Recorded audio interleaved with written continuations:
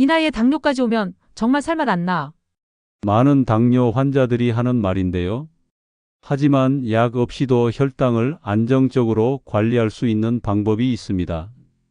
당뇨 막을 수 있습니다. 오늘 영상 끝까지 보시면 아침에 일어났을 때 다리가 무겁고 이유 없이 목이 자주 마른 이유를 아시게 될 겁니다. 제가 가장 안타까운 순간은 이런 때입니다. 75세 할머니가 당뇨 합병증으로 발가락을 절단해야 할 때, 70대 할아버지가 혈당 조절 실패로 투석을 받아야 할 때입니다. 그런데 이런 분들 대부분이 하시는 말씀이 같아요. 진작 알았으면 관리했을 텐데. 여러분, 지금이 바로 그 진작입니다. 안녕하세요. 건강한 하루입니다. 영상 시작하기 전에 여러분의 구독과 좋아요는 이 좋은 정보를 많은 분들께 전달할 수 있는 큰 힘이 됩니다. 당뇨는 조용히 찾아오지만 예방할 수 있는 병입니다. 이미 혈당이 높아진 상태라도 생활 습관만 바꾸면 약 없이도 충분히 관리할 수 있어요. 요즘 밤에 자다가 목이 말라서 깨시나요? 발끝이 저리거나 감각이 둔해진 느낌이 드시나요? 상처가 예전보다 잘 아물지 않으시나요? 이런 증상들을 그냥 나이 탓이라고 넘기지 마세요. 여러분의 몸이 보내는 중요한 신호일 수 있습니다. 오늘 제가 알려드릴 방법들을 따라하시면 혈당이 안정되고 건강한 노년을 보내실 수 있을 겁니다. 먼저 당뇨병이 정확히 무엇인지부터 말씀드리겠습니다. 당뇨병은 우리 몸에서 인슐린이 제대로 작동하지 않거나 충분히 나오지 않아서 혈당이 계속 높은 상태로 유지되는 병입니다. 쉽게 설명하면 혈액 속 당분이 세포로 들어가지 못하고 혈관 안에서 떠돌아다니는 상태라고 보시면 됩니다. 그런데 많은 분들이 이런 말씀을 하세요. 나는 살도 안 쪘는데 당뇨가 올 리 없어. 이건 정말 위험한 착각입니다. 실제로 60대 이상 어르신 3명 중 1명이 이미 혈당이 정상보다 높은 상태입니다. 30%가 넘는다는 얘기죠. 특히 나이가 들면서 생기는 당뇨는 처음에는 증상이 거의 없습니다. 그래서 더 무서운 겁니다. 젊은 사람들의 당뇨는 갑자기 확 올라서 목이 마르고 소변을 자주 보게 되는데 시니어 당뇨는 조용히 서서히 진행됩니다.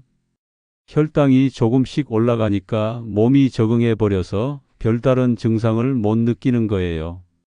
그러다가 어느 날 갑자기 합병증으로 병원에 실려 오시는 분들을 정말 많이 봤습니다. 당뇨가 무서운 이유는 혈당 자체가 아니라 합병증 때문입니다. 눈의 작은 혈관들이 망가져서 시력이 떨어지고 심하면 실명까지 됩니다. 발끝 혈관이 막혀서 상처가 아물지 않고 썩어 들어가는 당뇨발이 생기기도 하고요. 신장이 망가져서 결국 투석을 받아야 하는 경우도 있습니다. 저는 40년간 이런 환자분들을 수도 없이 봐왔습니다. 정말 안타까운 건 이런 합병증들이 대부분 예방할 수 있었던 것들이라는 점입니다. 혈당만 잘 관리했어도 충분히 막을 수 있었던 일들이죠. 그래서 제가 계속 강조하는 겁니다. 당뇨는 예방이 최고의 치료법이라고요. 지금 혈당이 정상이라고 해서 안심하시면 안 됩니다. 특히 50대 후반부터는 매년 혈당 검사를 받으시고 조금이라도 높아지는 추세가 보이면 바로 생활 습관을 바꾸셔야 합니다. 이제 여러분의 몸이 보내는 신호를 어떻게 알아차릴 수 있는지 말씀드리겠습니다. 당뇨 초기 증상은 너무 일상적이어서 그냥 넘어가기 쉽습니다. 그래서 더 주의 깊게 살펴봐야 해요. 첫 번째, 입이 자주 마르고 갈증이 심해집니다. 물을 마셔도 목이 마른 느낌이 계속 드세요. 특히 밤에 목이 말라서 깨는 일이 잦아집니다. 이걸 단순히 나이 들어서 그런가 보다 하고 넘기시는 분들이 많은데 절대 그냥 넘기시면 안 됩니다. 두 번째, 다리나 손에 쥐가 자주 나거나 저린 증상이 생깁니다. 특히 발가락이나 발끝이 저리고 감각이 둔해지는 걸 느끼실 겁니다. 양말을 신는데 감각이 예전 같지 않다든지 바늘로 찌르는 것 같은 통증이 온다든지 하는 증상들이죠. 이건 혈당이 높아지면서 말초 신경이 손상되기 시작했다는 신호입니다. 세 번째, 이유 없는 피로감과 식후 졸림이 심해집니다. 예전에는 밥 먹고 나서도 괜찮았는데 요즘은 식사 후에 견딜 수 없을 정도로 졸음이 몰려와요. 특히 탄수화물을 많이 먹은 후에 더 심하게 나타납니다. 이는 혈당이 급격히 올라갔다가 떨어지면서 생기는 현상입니다. 네 번째, 상처가 잘 낫지 않습니다. 작은 상처나 긁힌 자국이 예전보다 오래가고 염증이 잘 생기고 아무는 속도가 현저히 느려집니다. 특히 발에 난 상처는 더욱 주의 깊게 봐야 해요. 다섯 번째, 시야가 흐려지거나 초점이 맞지 않습니다. 갑자기 글자가 흐리게 보인다든지 멀리 있는 것이 잘 안 보인다든지 하는 증상이 나타날 수 있어요. 단순히 노안이 심해졌다고 생각하기 쉽지만 혈당과도 관련이 있을 수 있습니다. 여섯 번째, 소변을 자주 보게 됩니다. 특히 밤에 화장실 가는 횟수가 늘어나요. 하룻밤에 서너 번씩 깨서 화장실에 가신다면 혈당을 의심해 보셔야 합니다. 일곱 번째, 체중이 이유 없이 빠집니다. 식사량은 그대로인데 몸무게가 자꾸 줄어든다면 이것도 당뇨의 신호일 수 있어요. 이런 증상들 중에서 두세 가지가 한 달 이상 계속된다면 반드시 혈당 검사를 받으시기 바랍니다. 특히 가족 중에 당뇨 환자가 있거나 고혈압이나 고지혈증이 있으신 분들은 더욱 주의하셔야 해요. 여기서 중요한 건 이런 증상들이 하나씩 따로 오는 게 아니라 여러 개가 같이 나타난다는 점입니다.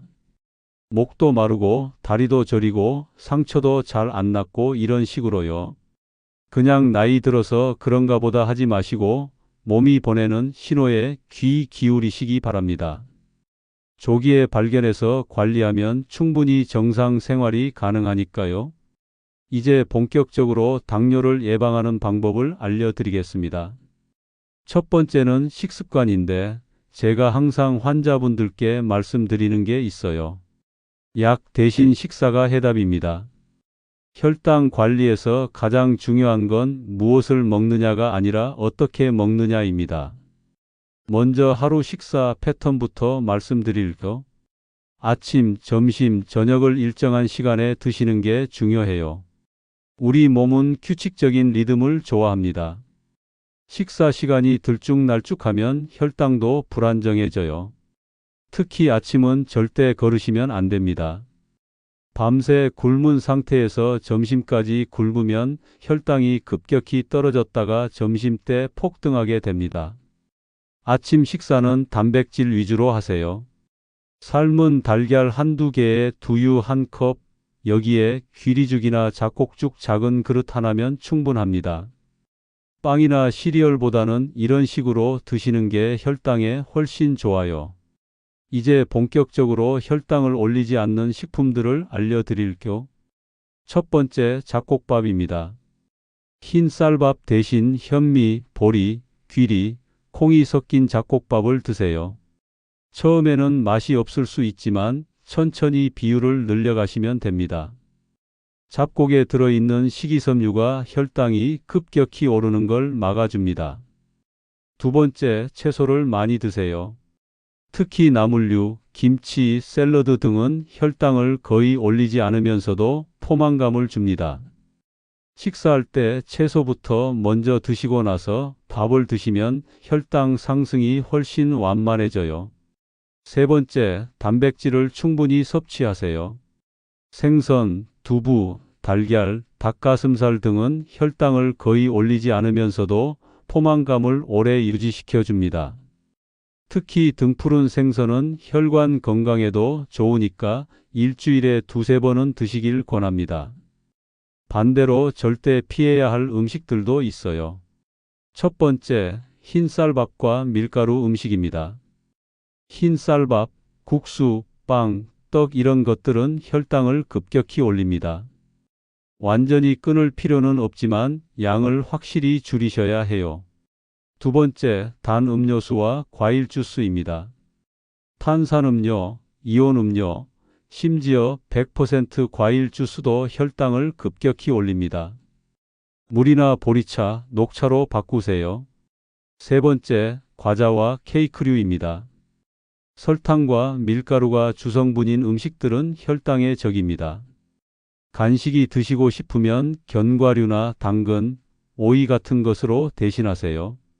이제 실제로 어떻게 드시면 되는지 하루 식단 예시를 들어드릴게요.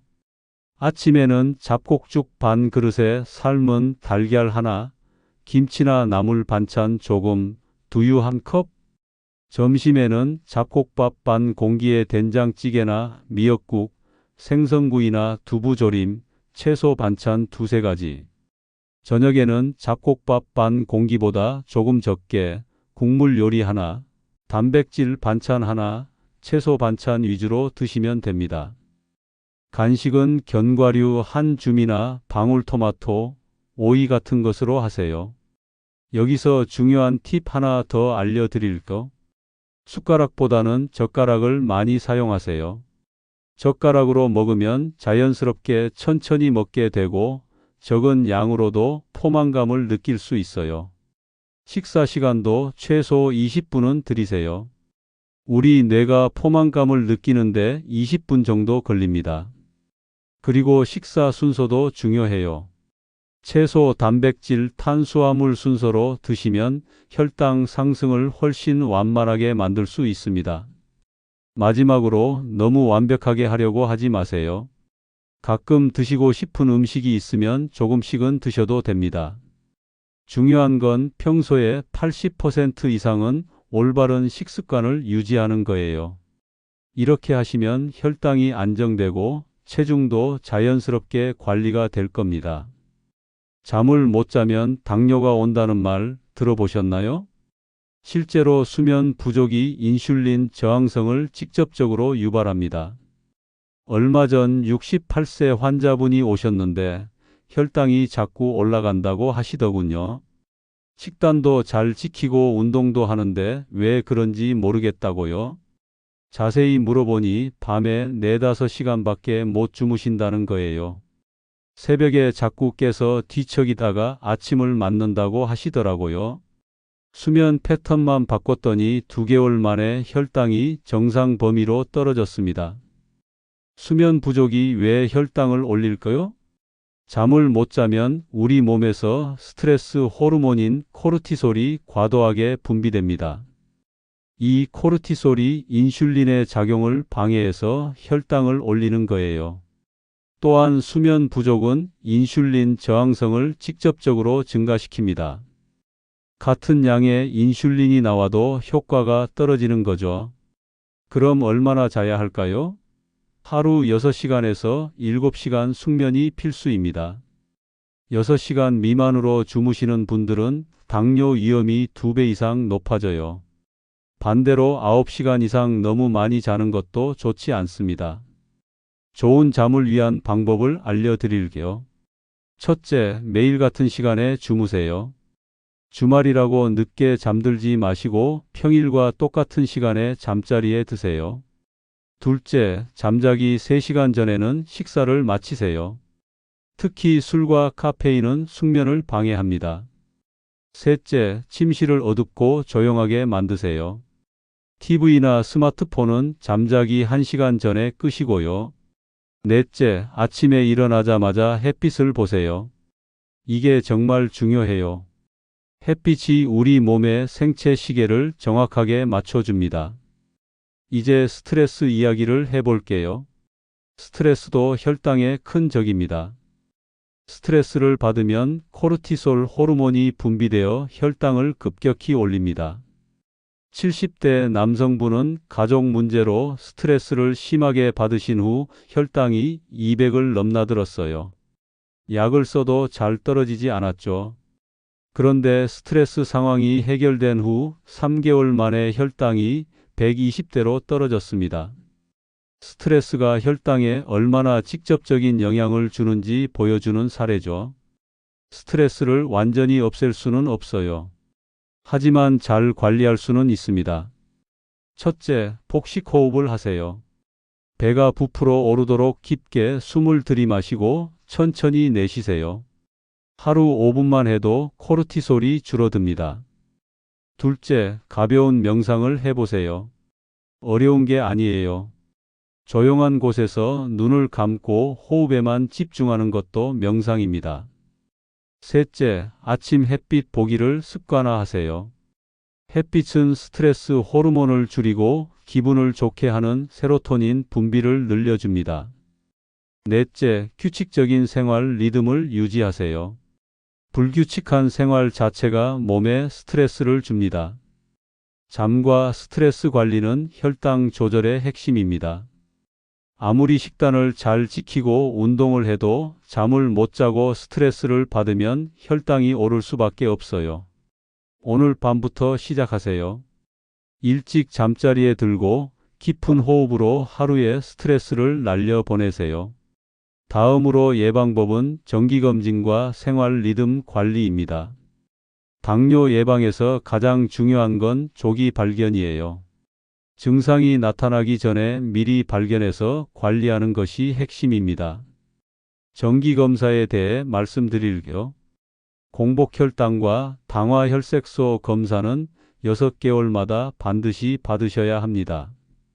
특히 50대 후반부터는 이 검사를 빼먹지 마세요. 공복혈당은 8시간 이상 공복 상태에서 재는 혈당이고 당화혈색소는 최근 2~3개월간의 평균 혈당을 보여주는 검사예요. 정상 수치를 알려드릴까? 공복혈당은 100mg/dL 미만이 정상이고 100에서 125mg/dL는 당뇨 전 단계, 126mg/dL 이상이면 당뇨입니다. 당화혈색소는 5.7% 미만이 정상, 5.7에서 6.4%는 당뇨 전 단계, 6.5% 이상이면 당뇨로 진단해요. 만약 당뇨 전 단계 진단을 받으셨다면 3개월마다 검사를 받으시는 게 좋습니다. 이 시기가 가장 중요한 골든 타임이거든요. 이제 발 관리에 대해 말씀드릴까? 당뇨가 있거나 혈당이 높은 분들에게 발 관리는 필수입니다. 혈당이 높으면 말초 신경이 손상되고 감각이 둔해져서 상처가 나도 모르는 경우가 많아요. 또한 혈액순환이 나빠져서 상처가 잘 아물지 않고 심한 경우 괴사까지 이어질 수 있습니다. 매일 발 관리 방법을 알려드릴게요. 매일 발바닥과 발가락 사이를 꼼꼼히 확인하세요. 작은 상처나 물집, 굳은 살, 색깔 변화가 있는지 살펴보시고요. 발을 깨끗하게 씻고 완전히 말리세요. 특히 발가락 사이는 습기가 남지 않도록 잘 말려주세요. 발톱을 너무 짧게 자르지 마세요. 일직선으로 자르시고 양 끝은 살짝 둥글게 다듬어 주시면 됩니다. 편한 신발을 신으세요. 너무 꽉 끼거나 헐렁한 신발은 상처를 만들 수 있어요. 맨발로 다니지 마세요. 집 안에서도 슬리퍼를 신으시는 게 안전합니다. 잠자기 전 따뜻한 물로 족욕하는 것도 정말 좋습니다. 혈액순환을 좋게 하고 하루 종일 지친 발을 쉬게 해줘요. 물 온도는 미지근하게 너무 뜨겁지 않게 하시고 10-15분 정도면 충분합니다. 생활 리듬 관리도 중요해요. 규칙적인 생활이 혈당 안정에 큰 도움이 됩니다. 매일 같은 시간에 일어나고 같은 시간에 식사하고 같은 시간에 주무시는 것이 좋아요. 우리 몸은 일정한 리듬을 좋아합니다. 불규칙한 생활은 그 자체로 몸에 스트레스를 주고 혈당을 불안정하게 만들어요. 또한 정기적으로 혈압과 콜레스테롤도 체크하세요. 당뇨, 고혈압, 고지혈증은 서로 연관되어 있어서 하나가 생기면 다른 것들도 따라오는 경우가 많습니다. 만약 검사 결과에서 이상 수치가 나왔다면 절대 혼자 고민하지 마시고 의사와 상담하세요. 조기에 관리하면 충분히 정상으로 되돌릴 수 있습니다. 정기검진과 발관리, 규칙적인 생활 리듬. 이 세 가지만 잘 지켜도 당뇨 합병증을 크게 예방할 수 있어요. 작은 관심과 노력이 건강한 노년을 만들어줍니다. 지금까지 당뇨 예방을 위한 생활 습관에 대해 말씀드렸습니다. 정리해 드릴게요. 첫째, 식습관입니다. 규칙적인 식사 시간, 잡곡밥과 채소 위주의 식단, 단 음료와 밀가루 음식 줄이기. 둘째, 운동 습관입니다.